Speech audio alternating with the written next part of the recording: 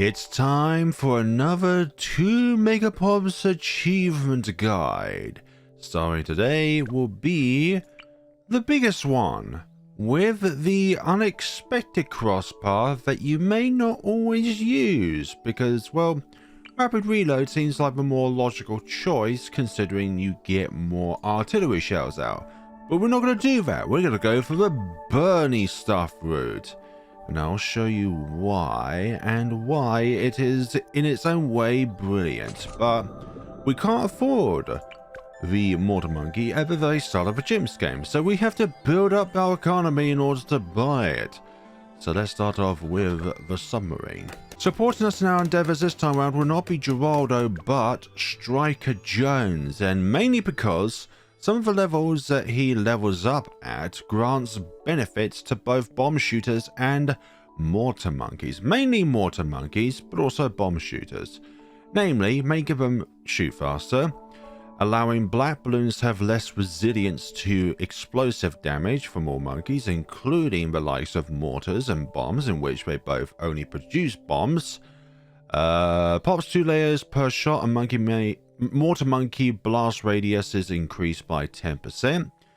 Then we get further down, not with bomb shooters, won't be touching that this time.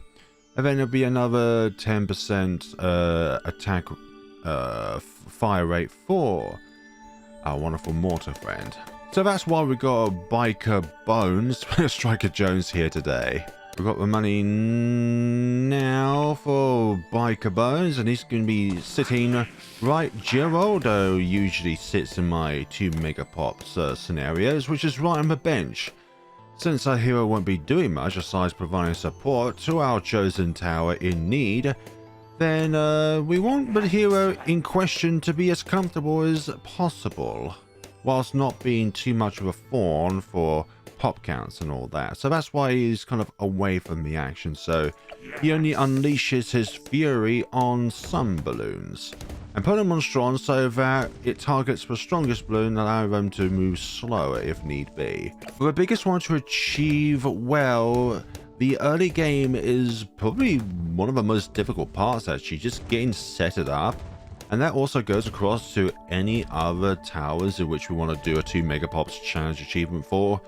That costs more than the starting amount that the game will provide for you. So if anything costs more than 650, then we'll need to use another tower in order to accumulate money for our economic endeavors. But we do need twin guns though.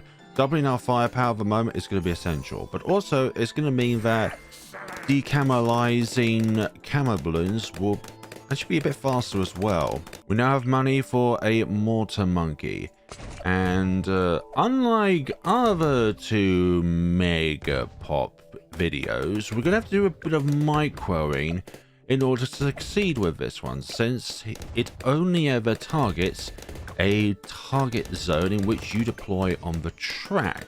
We'll be pursuing a 300 Mortar Monkey before pursuing down to the bottom part, because we want to actually make it sure that it can actually do something with its shells rather than just being a little weak. Like, Mortar Monkeys are probably one of the weakest starting towers ever, really, because they only ever target a specific zone.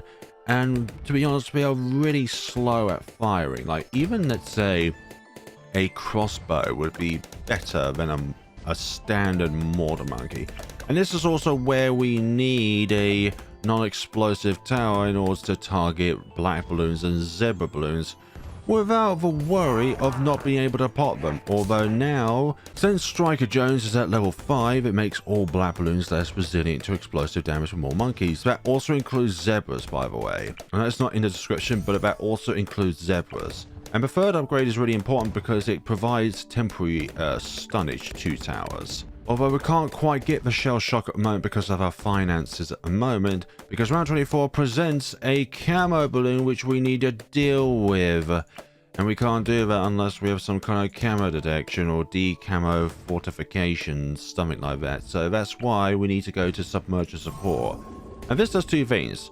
Number 1, it enables our Mortar Monkey to target cameras, but number 2, it also hides it underwater so it cannot attack, although at this point in time we still need it to attack, because right now this Mortar Monkey will be highly unsuccessful against popping all of the balloons, especially regen balloons, which will be very likely to regrow all of our lost layers, which is not good whatsoever. So that's why we kind of need the attack power of the sub still in order to succeed in this. Okay, so round 27 is coming up, so we'll go back to submerge, and then we're going to be going to increase accuracy, and then I think at the end of this round we'll be able to go to burning stuff. See how the stun has just been applied? That stun is very beneficial in order to hold them in place momentarily. So go burning stuff, and now we're making light work of these now. Now we have something in which we can use. Let's see, can I handle these black balloons, or do we need the submarine again? It's not guaranteed it'll pop them, but it'll make them more likely to be popped than not having Biker Bones, Striker Jones on the field. I like Biker Bones. His temperament is really fiery. Let's see. Okay, I think we're going to need it for these zebra regens. I don't like regens whatsoever when it comes to something which has a little bit of chance involved.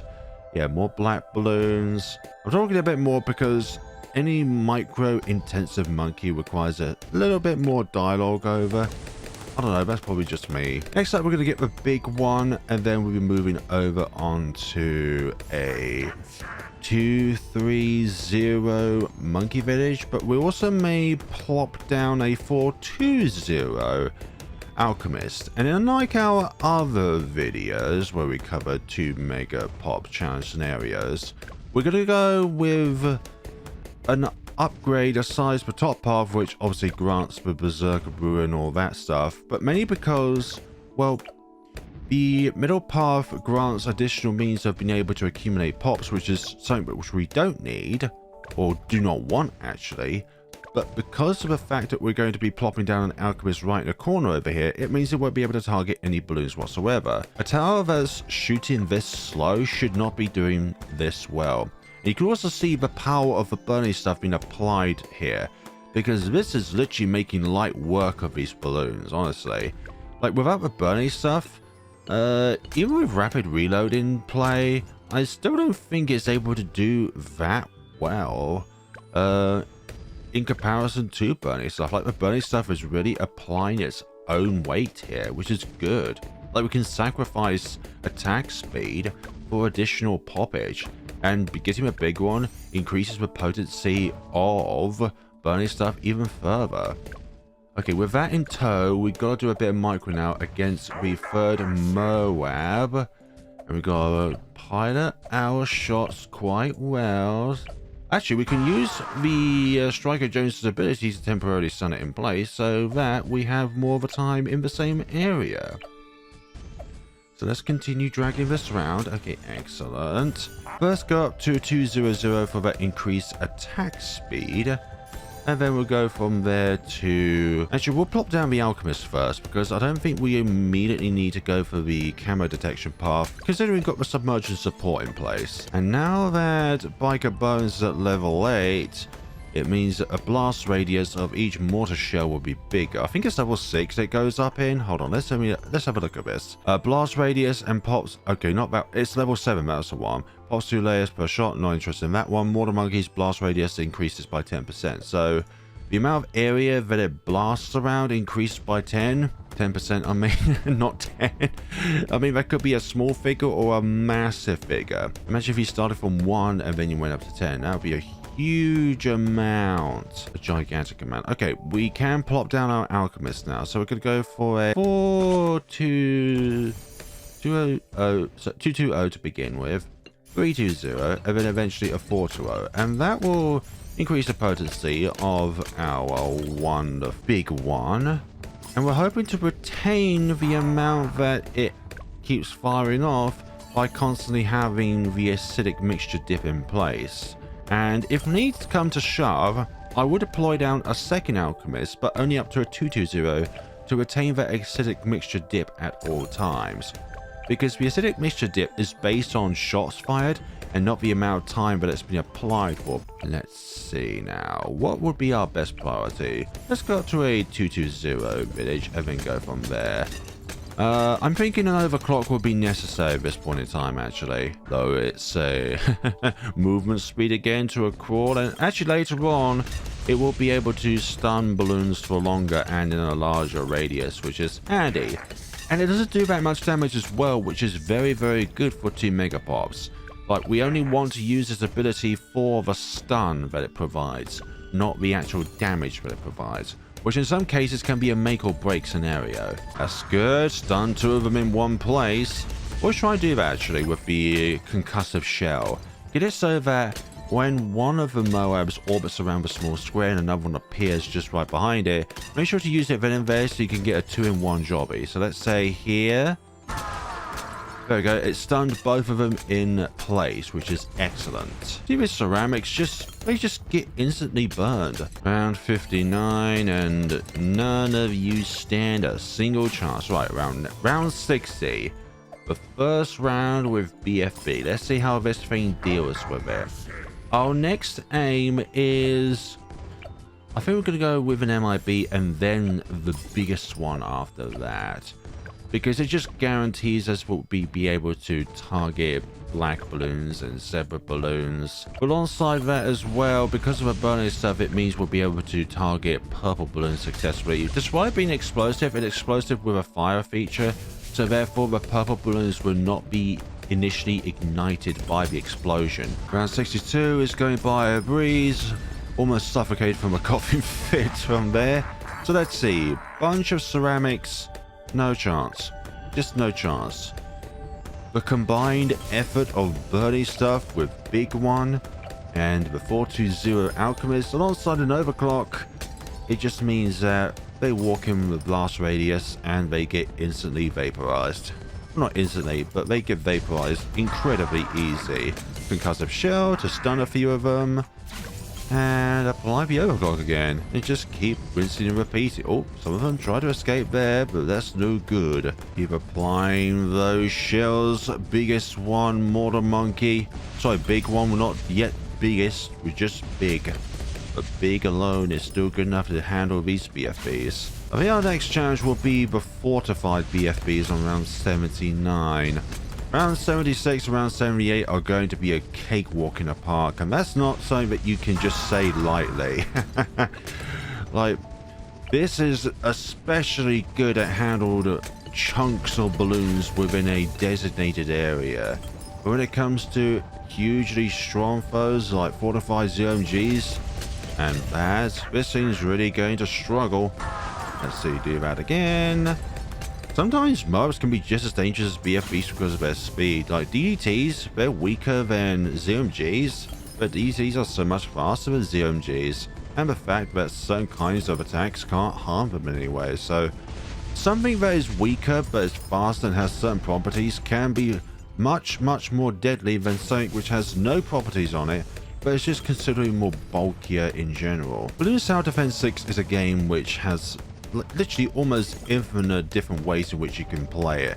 And the fun part of it is that you don't always have to refer to a guide or something in order to find your favorite balloon or find your favorite tower, but also come up with different strategies and stuff like that. Sometimes the most important thing to do when playing a game like this is to discover it for yourself and not refer to a guide at any given point in time. Like, I know this video is a guide, but the beauty of games in general is that you find them out for yourself, discover them for yourself, and come up with different ways in which you can interact with that different experience, so that you're always having a fun time with it. Because the last thing you want within a game is for it to be repetitive or boring and stuff like that.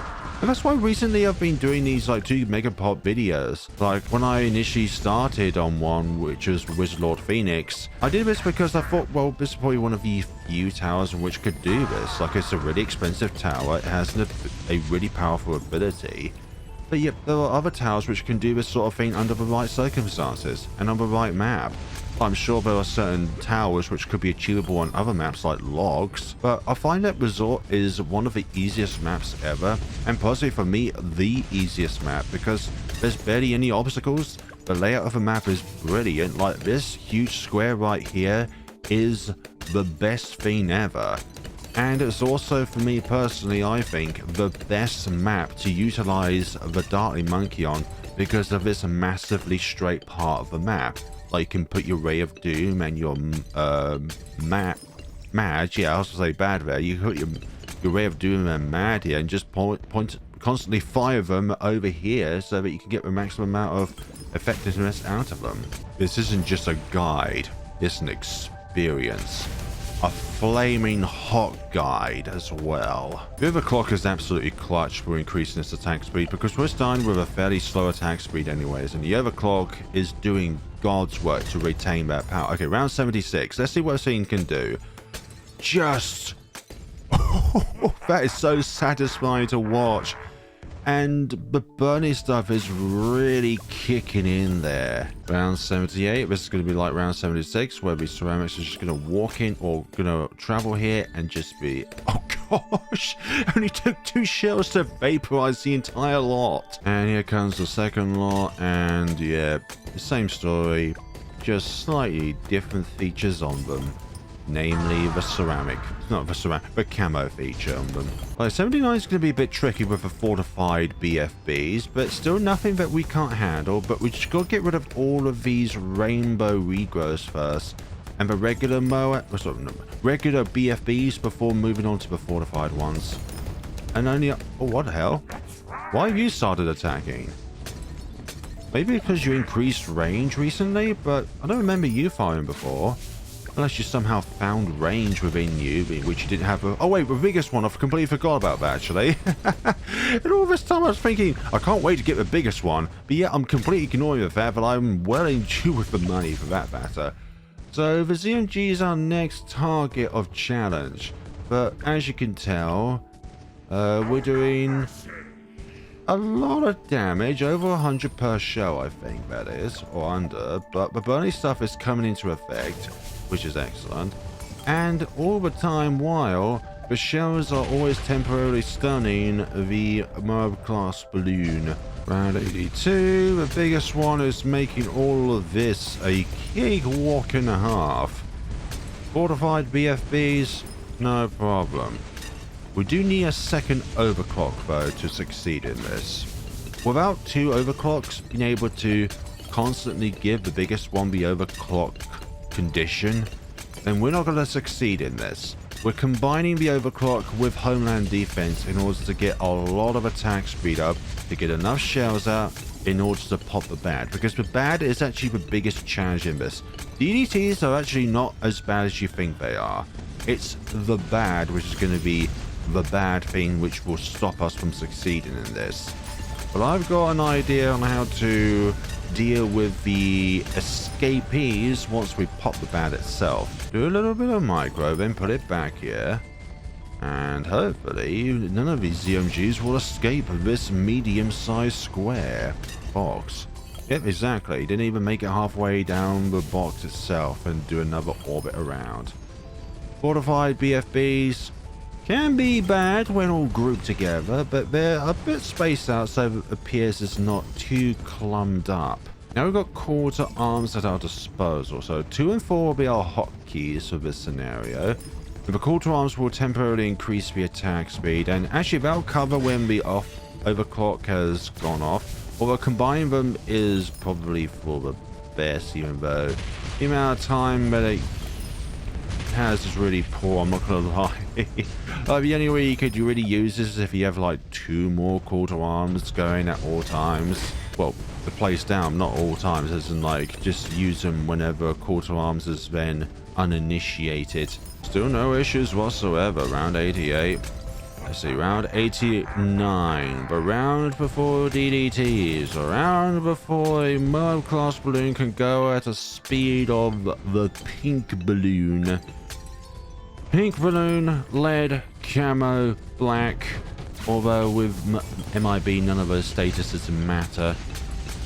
Let's see, that's down. Oh, we might actually struggle because we've got no... Actually, will overclock still last? Yeah, please last. There we go. And, yep, so regrowth ceramics are left. Excellent. You just see how the burning stuff just instantly vaporizes through the ceramic, well, the rainbows and all that. That's just how powerful the biggest one is in combination to burning stuff. Because anything beneath it is just instantly dealt with. Have that going off. Next up is Homeland Defense. Right, round 92, and the next round, the biker bonus will be up level 18, which means we'll get an additional 10% attack speed on our biggest one, which is welcomed. Any amount of attack speed increase is awesome on our friend here. Oh gosh, those DDTs made it quite far way down, but still nothing that we can't handle. Round 94. I think we should save the quarter arms for round 95 and just initiate the overclock when we have it then and there. Because I think we're going to need the quarter arms against the huge amount of DDTs that will come out around 95. Like, round 95 is a challenge in and of itself. And you can't say otherwise. Let's see. They're going down. Just, like, you don't expect a Mortar Monkey to be dealing this kind of damage. Definitely the balloon incineration, but not the biggest one against Moab class balloons. Okay, so these are all going quite fast. Let's see. We're gonna wait. We don't need the overclock just yet. Let's see. We're gonna time this quite well. Come on, DDTs. Show your ugly tendrils. There we go. Pair that. And then quarter arms will initiate now. So we have a maximum amount of attack speed when dealing with all these DDTs. And they're done and out for the count. Round 96, the second biggest round of the entire game. And we are having no issues whatsoever, really. Like, no issues. Initiate the quarter arms. Stack both the quarter arms and the overclock, and you got yourself a very fast attacking tower. Even the slowest ones can be very fast in some ways. Let's see. We're going to say quarter arms for the fortified ZMGs around 97 because they're a big threat, actually. They can be a big... Actually, Homeland Defense. I thought for some other reason Homeland Defense was 48,000, not 43,000. I'm not complaining, though. Right, we're going to get a second overclock up and running at some point, if I can place them down correctly. I'll have a bottom left corner because of a tree. It means I don't have to worry about any potential pops. And in this case, in this stage... Oh my god, I completely forgot about the targeting. I'm not paying attention and that's what I get for it. Let's see. Overclock and Homeland Defense. And look at that pop, that attack rate. And also look at the pops as well. Like, when it's Homeland Defense, not only is the attack speed increased by 100%, but the amount of damage but is also increased by 100%. So you're literally getting a ×4 damage because of both the attack speed increase and the damage increase. Let's see, we're going to rely on Homeland Defense around 98. This can deal with it. There we go. That's one. We're going to initiate this early over here. How much more do we need for this second overclock? Okay, we need another 7,000. This round will provide it. Let's see. Get some early damage going off, and then we will... Yeah, we'll switch into that. Homeland Def... I think we're going to need it now, actually. Let's see. Get that going off. That's a sight to behold. There's a beautiful sight to behold. Let's see. Okay, we've got 15,000, which means we can afford the second overclock. Which means now we can have an overclock going at all times. Let's see. Excellent. Oh, fortified. Oh, I forgot about fortified, actually. Oh my god, I think I initiated too early. Fortified DDTs. Oh, that's good and all. What about the bad? Okay, this is the round I'm worried about. It's the bad I'm worried about. Because this thing is going to barely do damage, and the only thing we can really do is hope that we can initiate enough shells against it so that it will be able to pop it. So that's why this round is going to go quite slow.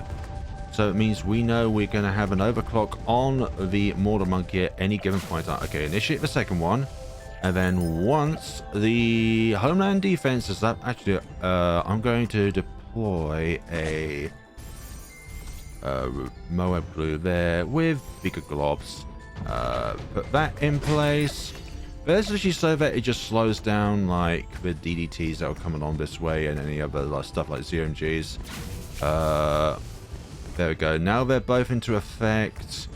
I'm hoping this will do the damage. Maybe I always need the explosion to be at the center of the band in order to do the most amount of damage. But this is going to be the long game. We need to be patient about this, otherwise we will fail this challenge. The bad is just the biggest element in which is going to be heinous towards our ability to survive, like literally. Keep on going. I know this is boring, but please be patient. 1.95 million pops at this point in time. When you have homeland defense, just use it. Get all of the shells that you need out, which is literally all of them. Okay, overclock is... I'm just going to initiate it now, actually. So, that's there. Keep on going. You can do it, little guy. Oh gosh, homeland defense is out. Let's see. Keep on targeting the bad. I'm really nervous. Oh dear. I test these games out, so I think like, I don't know, I've achieved it, but I've got to actually capture it for real sakes. So now, coming up to there. It's still quite far along the track. Let's see. Homeland defense is up. Okay, good. So now, hopefully, we will be doing some work soon. Like, change its targeting ever so often. Let's see. Okay. Let's see. I'm just going to initiate. Yeah, I've run out of overclock then and there. Let's see. I can't. Okay. Oh, no. No. You've got to be kidding me. Oh, my gosh. Really, Homeland Defense let me down there. Let's try this again. And hopefully we will not cock up this time. Okay, so I'm thinking of trying to stun the DDT once it gets around this area. So that's what I'm thinking of. Overclock here, and that will just essentially create faster foams in order for that to work out. So hopefully this will be even better than last time. Oh gosh, I just have thought about it, and that was a little bit late going into what would be the overclock stage. Let's see. That goes to there, which is good. Hopefully this will work out. Also, the extra sentries will be helpful in taking down this bad. Like, I think at this point I don't need to really worry about like firepower from other balloons, since we're guaranteed to get the 2 million pops required. Let's see. Should I stick with Moab glue? Hold on, that's not it. There we go. Put that there. Remember to upgrade it later. Let's see. I think we should be good. Yep, that's good placement for the overclock to guarantee it continuously in use. Have that on board there. Upgrade. Why are you only that? Like, maybe it's because of the sentry guns being more expensive, and the fact that, well, last time I didn't put anything on the other overclock tower, so maybe that's why that is the case. Maybe that's why it's more expensive. Okay, starting to leave the radius again. Just keep on doing it.